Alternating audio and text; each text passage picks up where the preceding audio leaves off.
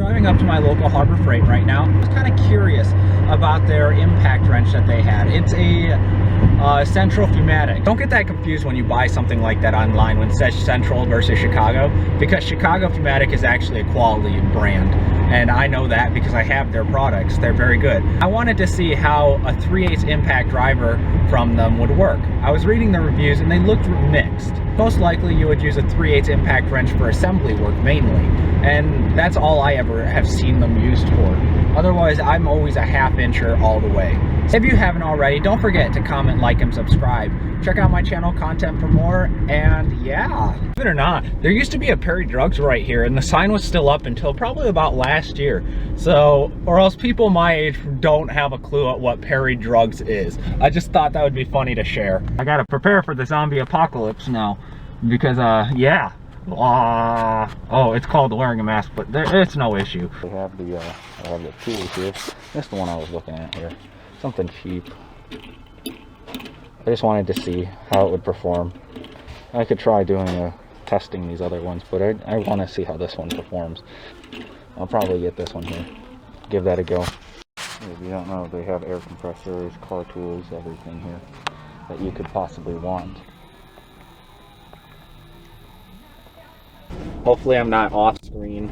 I paid full price for it without a coupon because I don't usually use coupons when I go to Harbor Freight, but that defeats the purpose of this video. Found out if it doesn't work, you have 90 days to return it. So that's something I personally did not know about Harbor Freight. I always thought a lot of their stuff was lifetime warranty. I mean, we've got the Central Fumatic right here and we're gonna give that a go. If you've never seen one, look at that. It's the E-Mustang.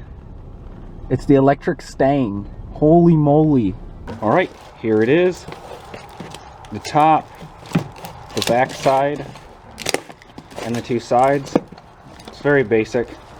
It says here that it's intermittent with 1 to 6 gallons, 7 to 29 gallons it can run continuously, and then 30 plus gallons obviously it can run continuously. The max torque it has is 250 foot-pounds, which I don't believe for a second because I was reading the reviews and it seems to have mixed reviews.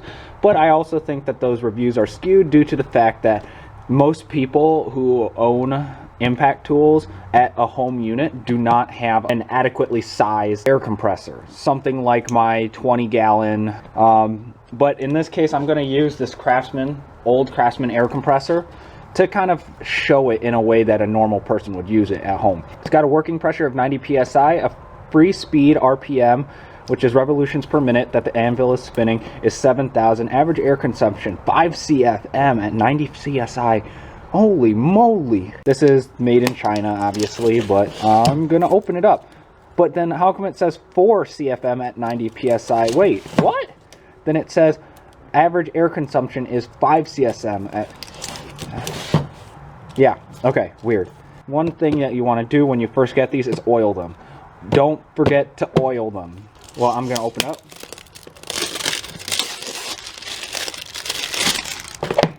Okay, plastic packaging. What's inside the box is it just slides open from the bottom here. You can fold that up. And there's really not much at all in here. You get some instructions on how to oil and take care of it, as well as the ways that it can harm you and hurt bodily functions. But I don't need that because I'm pretty familiar with air impacts. Wow, that's tiny. There's a little thing on here that should be zip tied. It says oil daily or warranty is void. As I said, you want to oil this right out of the box. Here's the air impact. It says on the back side, to prevent injury, read and understand manual before use. The item number is 93296, and that's my serial number. It's got this protective rubber cover on the front. It feels cheap.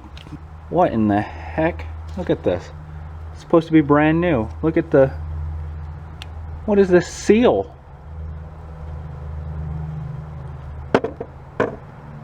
Am I the only one who's looking at that?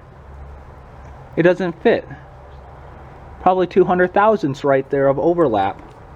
Well, I'll have to open it up, but tell me that doesn't look kind of weird to you. I mean, look at this. What do they do? Fill it in with gasket sealer, some RTV? Okay, this is... I saw the mixed reviews, but I thought that was joking when I saw that. No, that is legit. Now what I'm going to do is I'm going to hook an air hose to it, and it looks like nothing's been in it. Wait, there's rust. There's rust right there. And around the end, that's weird. Okay, maybe this could have just been the one that I got. I find that very odd that the thing would have this style. Usually I thought there was a black band that goes around it, but underneath the black band, which is non-existent on this one, it shows the shoddy workmanship. I got a Milton 777 fitting because that's what I use. But I was gonna say, this is a Chicago pneumatic.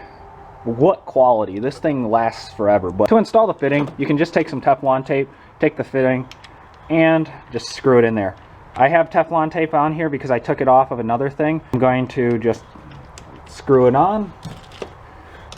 Take a 14, tighten it down, and there we go. This is what most people would have, like a 3 to 6 gallon tank and a small 1 horsepower air compressor. The Craftsman Industrial, it's a 3 gallon tank. Give that a go. I'm gonna put a couple of drops of approved Harbor Freight tool oil. Okay, I think that's fine. Spin it a little bit. Just pushed up to 125 psi. Gonna add air and see if it leaks. I'm not gonna regard this.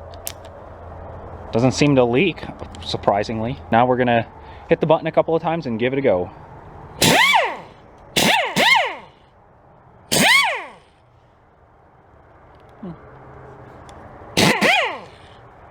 So I am on setting number, I don't know. There's no notch on the bottom to tell me what number I'm on. So it does appear to spin. And I'm gonna put a socket on it and try and hold it. All right, we got the impact. I got a rusty power belt socket. I'm gonna put the socket on.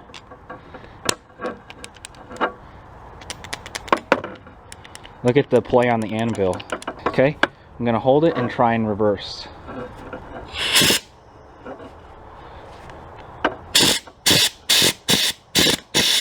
Here we go again. Try switching the setting. That's in reverse. I'm holding this.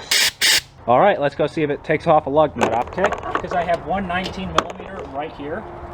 I'm gonna try and remove that using this. Okay.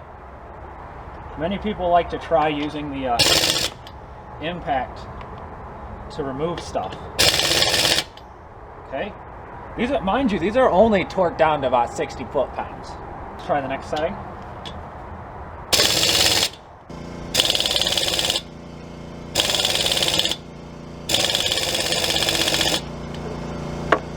Looks like I'm not getting anywhere. Let's try changing the impact wrench. Okay, so I switched over to my old Blue Point.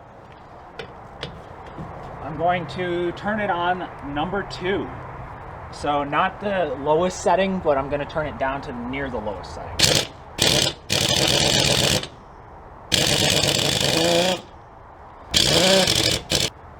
Okay, now let's see if I can remove it. Interesting. Interesting. Let's take the Blue Point and tighten it down a little further, because that was barely on there. It's a little further in there now.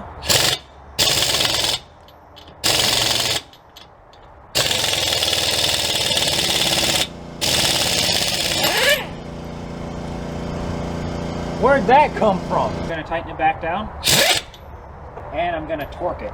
Just so you're able to see it too, it does say 65 foot-pounds on it. At 65 foot-pounds, let's see if it'll come off.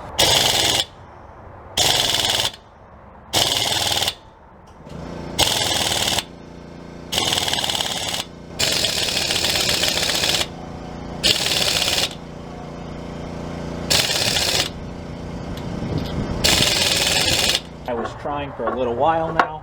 Okay, I'm going to take my Blue Point and quickly see how I can take it off in about a few seconds on the medium setting. Like butter. Well, I'm going to pack that up.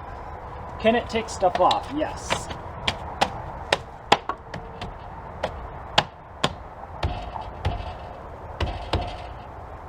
Sounds like the splash shield behind it. It's no Blue Point or Snap-on. I'll say that.